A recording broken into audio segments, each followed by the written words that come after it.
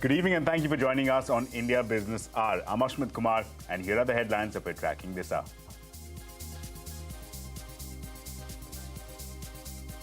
The Wall Street bucks the global trend. Sensex and Nifty gain nearly 1%, outperforming their peers. Financial and metal stocks surge in trade.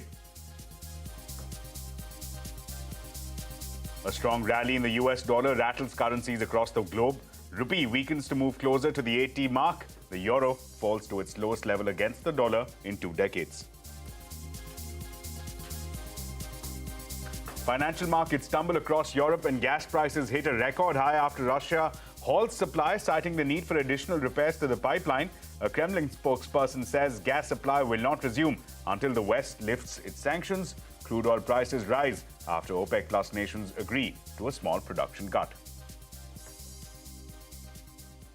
Liz Truss is elected as the leader of the Conservative and Unionist Party. Liz Truss pips Rishi Sunak by 20,000 votes to become the leader of the British Conservative Party and the next Prime Minister of United Kingdom. The 47-year-old will be the third woman to lead the country after Margaret Thatcher and Theresa May. Former Tata Sons chairman Cyrus Mistry dies after a car crash in Maharashtra's Palghar. The 54-year-old was returning to Mumbai from a town in Gujarat. The last rites will take place tomorrow. Jharkhand Chief Minister Hemant Soren wins the trust vote in the Assembly as the BJP stages a walkout. Soren initiated the trust vote after accusing the BJP of attempting to bring the government down. The Election Commission is reported to have recommended Soren's disqualification as an MLA for allocating a mining lease to himself. Several parts of Bengaluru are marooned for the second time in a week after heavy rains lashed the city overnight. All residents told to stay indoors except for emergency. More rainfall is expected through the week. Honeywell India is upbeat on growth and expects FY24 to be a golden year. Management is hopeful that semiconductor shortage will ease next year, does not see the need for a merger between unlisted entities, and rules out any possibility of delisting. That's an exclusive. And William Sonoma, the owner of brands like Pottery Barn and West Elm, is bullish on India and the furnishing sector. Stays with us for an exclusive interview. Well, let's start with the day's market action. The Wall Street bucked weak global cues, with both the Sensex and the Nifty gaining nearly 1% in trade. Now, financial stocks and metal stocks led the rally. Anuj Singhal is joining us now with a quick wrap of the day's market action. Anuj.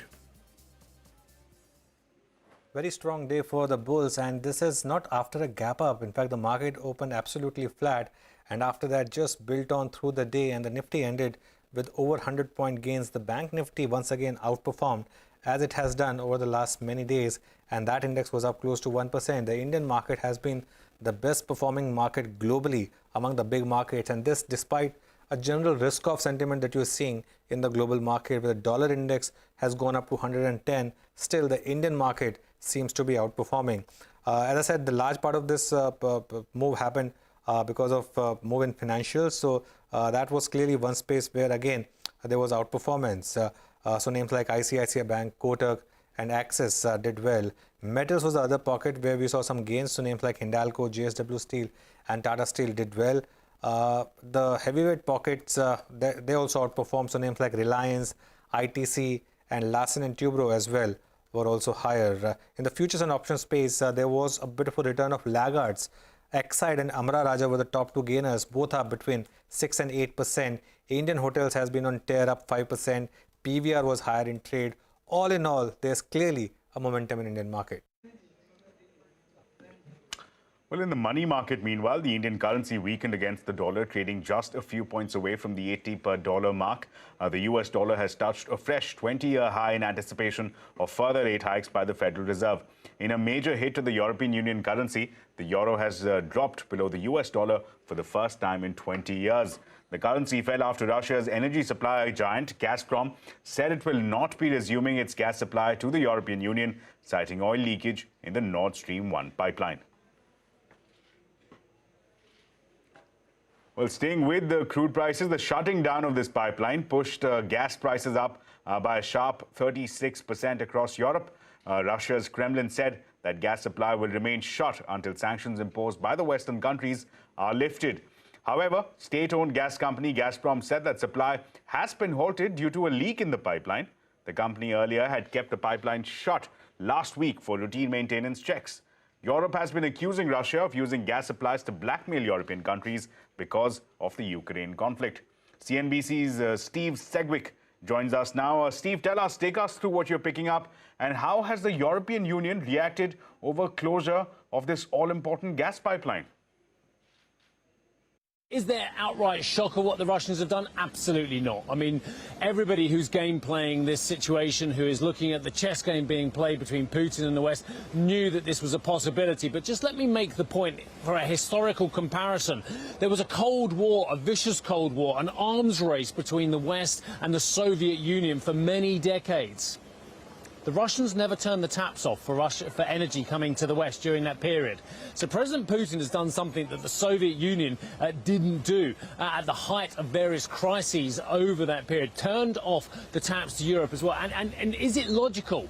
Well, from his point of view, maybe. Sowing dissension, creating a cost of living crisis, trying to create splits perhaps in the EU response and EU support of Ukraine as well, but crashing the European economy potentially, and let's be brutally honest about it, sending Europe into recession is not an outside scenario given this enormous price of gas. What I've been hearing a very robust response from policymakers. Now, I know some voters it may well be a different response. I started off by asking Mr. Gentiloni, then Mr. Le Maire, about their reaction to what Russia has done. Let's listen in.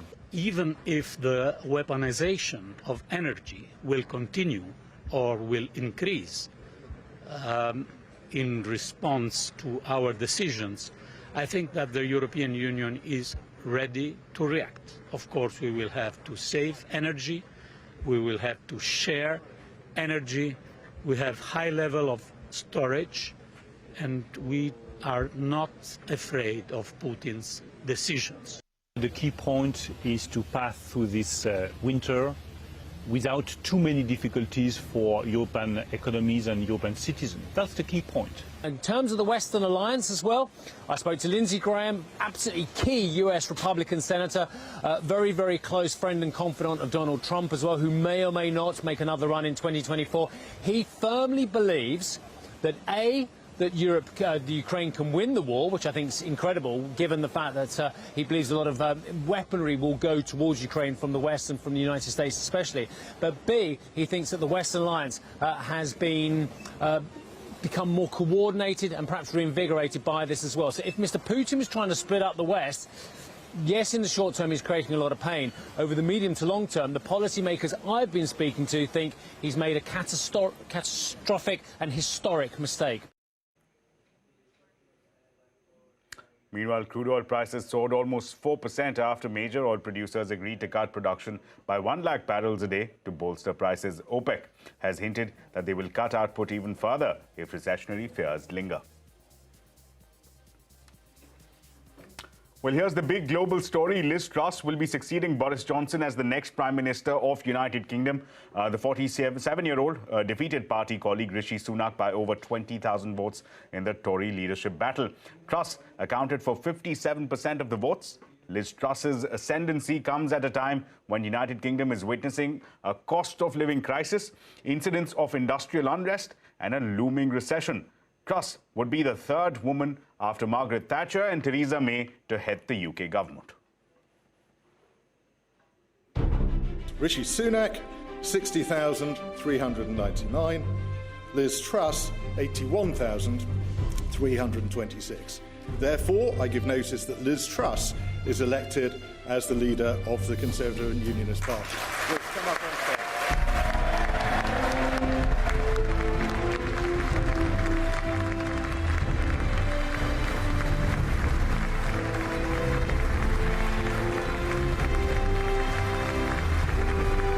It's an honour to be elected as leader of the Conservative and Unionist Party. I will deliver a bold plan to cut taxes and grow our economy.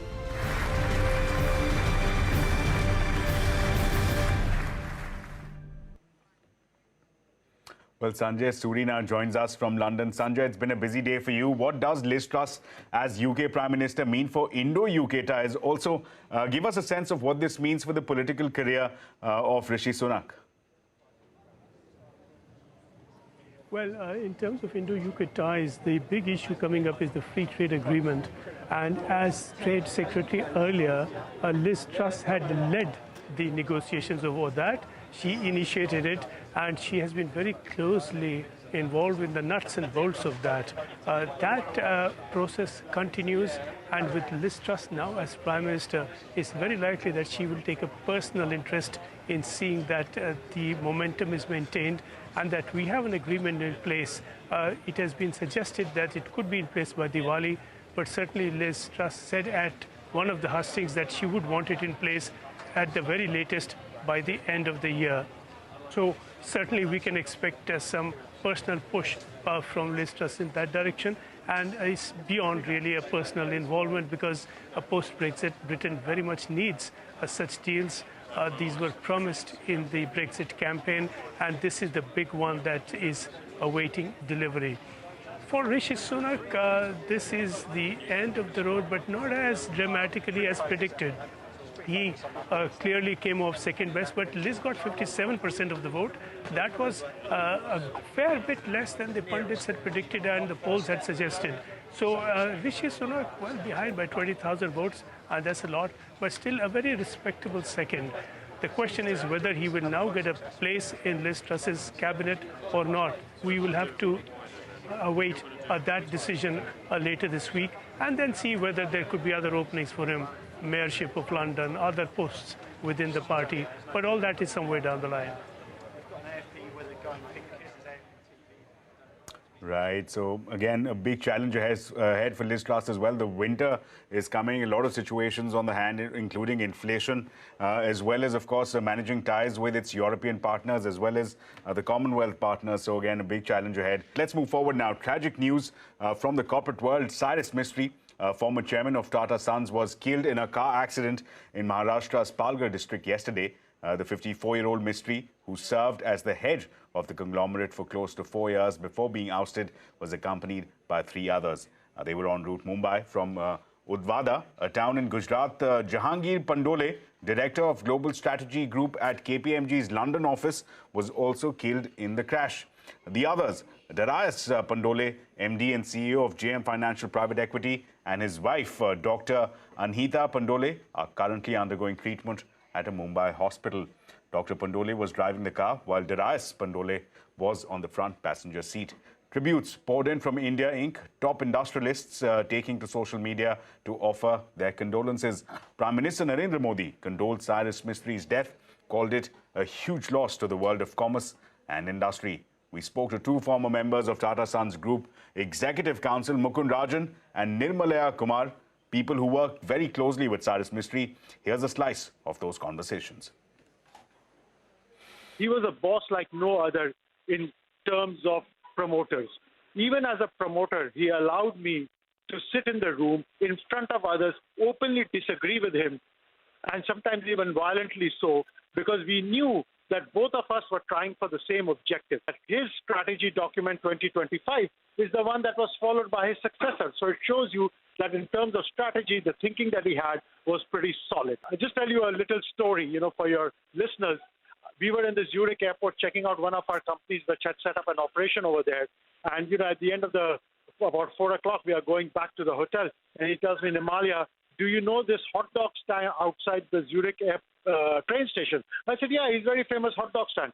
He said, Nirmalaya, can we stop over there and buy a hot dog? He could love something as simple as that, even if he ate at the best restaurants and he was a billionaire. And that was the very human side of Cyrus. He was, in a sense, the full package that you needed as a leader, somebody with an outstanding vision, somebody with huge financial acumen, somebody who understood where the vulnerabilities lay and had the right plan of action to address them, and somebody who was a people's person who could make his team, who could make managers and leaders very comfortable around him. His ouster from the group in October 2016, how did it really affect him? We saw a very bitter corporate battle take place post that. Mr. Mistry also didn't take it very well. He wanted to take the issue to the board, and then we saw that legal fight that went on for several years. When this news came to him, how did he take it, and how did it affect him all these years? You were someone who knew him very well. Well, an event like that can be obviously extremely depressing. It creates a huge amount of angst. And then to take on a corporate battle of the proportions this assumed obviously requires massive stamina and staying power. And the fact that he stuck it out till the very end, including the appeal which was made to the Supreme Court recently in this year, which amended some of the earlier judgment of the same court, speaks a lot about the individual and his determination to see something through. After he left the group has gone on to do even better, which suggests that he left it in a strong place and it has gone on from strength to strength. So I think he would have been pleased as a continuing shareholder of the Tata Group, of Tata Sons, that the group has done well. He would have been sad that he was not there to continue to play a role, at least on the operating side. And I think he would have just recognized that it was time to move on. Well, the last rites, we understand, will be performed tomorrow. Let's shift focus now. There is still no decision on the GST slap for online gaming, casinos and horse racing. The group of ministers deciding on the rates met today. The GOM will seek legal opinion on the applicable rate and valuation base and submit their report in the next 7 to 10 days. Sources say the panel feels the three games are different in nature and the GOM is open to the view of levying different rates and considering different valuation mechanisms for all three if required. Talking of three different games. Yes. All games are not the same. And this GOM is being asked to look into three separate games which function in three very, very different ways. The gross gaming revenue is something that is applicable in, say, a casino, and the methodology on where and how it should be collected are areas which we're looking at. The GOM is going to submit the report to the council. So ultimately it is a council that's going to take the decision. These are just recommendations, suggestions which will be given. So when is the next GOM meeting likely? We are hopeful that within the next 1 week to 10 days we should be able to close this. Meanwhile, India's services activity accelerated in August from a 4-month low in July. The S&P Global India Purchasing Managers Index rose to 57.2 in August from 55.5 in the month of July. Any reading above the 50 mark indicates growth as activities in the services sector expanded for the 13th straight month. In a relief for Adani Ports, the Supreme Court said that the company's disqualification from participating in bidding for Visakhapatnam Port cannot be treated as the basis for companies' ineligibility to participate in future tenders. In June, Adani Ports had moved the Bombay High Court, challenging the Board of Trustees of Jawaharlal Nehru Port Authority for disqualifying its bid to upgrade a terminal in Navi Mumbai. The Apex Court had asked Adani Ports to withdraw its petition, which has been agreed upon by the company. In M&A news, multi-speciality hospital Narayana Hridayalaya has expanded its footprint. The hospital chain is set to acquire Bengaluru's Shiva and Shiva Orthopedic Hospital. The deal has been locked at 200 crore rupees.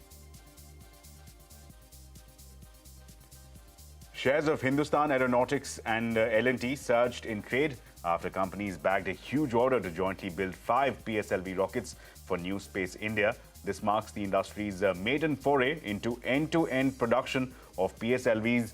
The order is worth 860 crore rupees and the consortium aims to deliver the first rocket in less than 2 years.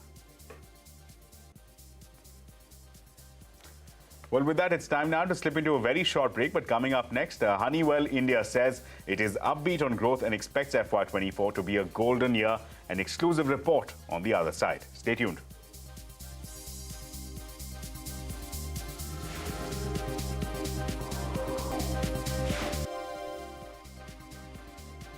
Welcome back. Here's a quick look at the top national headlines that we're tracking. Jharkhand Chief Minister Hemant Soren wins the trust vote in Assembly as the BJP stages a walkout. Soren initiated the trust vote after accusing the BJP of attempting to bring the government down. The Election Commission is reported to have recommended Soren's disqualification as an MLA for allocating a mining lease to himself. The CBI refutes Delhi Deputy Chief Minister Manish Sisodia's allegation that one of the CBI's officers died by suicide because he was pressurized to frame the Aam Aadmi Party leader in a false case.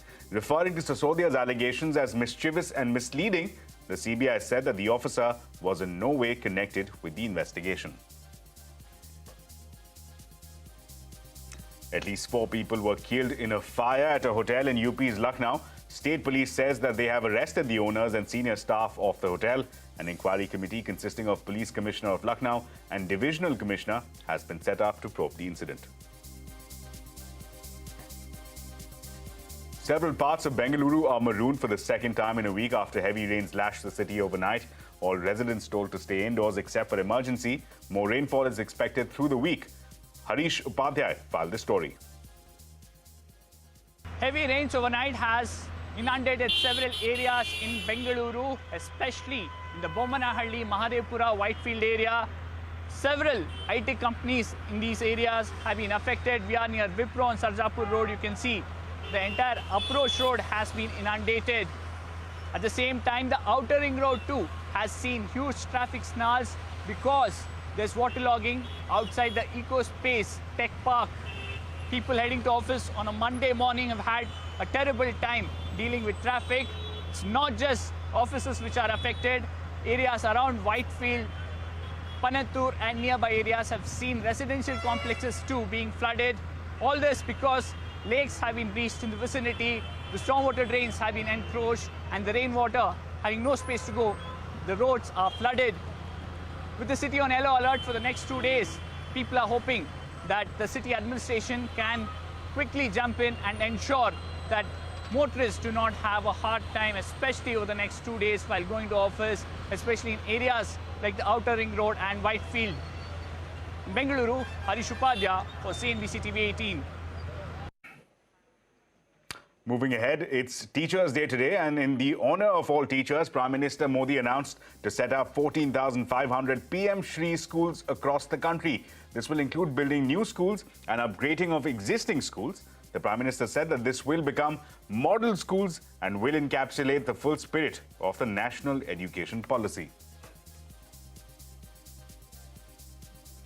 Well, here's a CNBC TV18 exclusive now. Honeywell Automation has underperformed its peers in the past 1 year. The company's margins have also seen a sharp contraction. But the company has big plans and is hoping for a golden year ahead. Nigel D'Souza visited Honeywell factory in Pune to find out more. Take a look.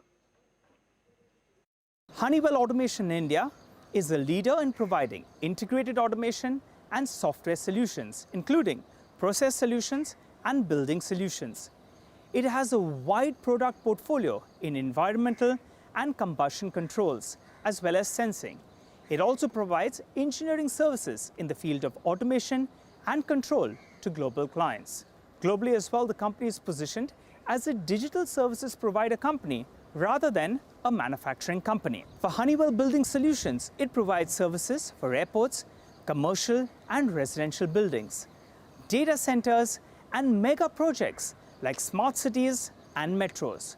Now, all the automation of these projects are undertaken by the company. We are focusing now on the growth that we see in the order book, right? That's our main engine. And we have to keep making sure that we get good quality orders that we can turn over a period of time that I mentioned to you, right? So if that keeps happening, then we see that we will get a tailwind on our revenues, and that's what we are all working towards. You know, that's where everybody is working hard. So they'll improve from here.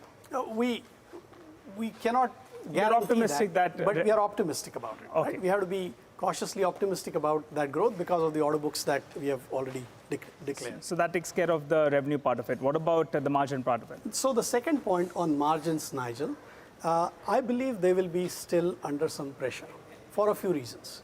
Number one, we will have the supply chain related challenges and the inflation that you see around the world. We will continue to look for opportunities to optimize the costs of delivery. FY24, can it be as good as FY19, which was the golden year? Do you think so? That's where the efforts are. We are marching towards that, only the time will tell. And well, before we wrap, William Sonoma, the owner of brands like Pottery Barn and West Elm, is bullish on India and the furnishing sector. Shireen Bhan spoke to Laura Olber, the global CEO of William Sonoma, on the plans to bolster growth here in India. India has just boomed in terms of its growth. And so it's a perfect time. We are so thrilled to be here. We're about to open Pottery Barn and Pottery Barn Kids. And, there's many great cities that we are going to bring our brands, and we have our websites up. And that's, as I said, that's really complementary. We see that the multi-channel cross-brand shopper is the most valuable because people have many different things in their home. And so we want to be able to have you research online, go to our stores, use our design services, and then, go to the other brands. And that's a really huge opportunity. How big it can be, I don't know, but I think it's going to be a real game changer in the home furnishings industry for India. Well, that's all the time that we have for. It's a wrap on this edition of India Business Hour. Thank you so much for watching. News continues right here on CNBC-TV18.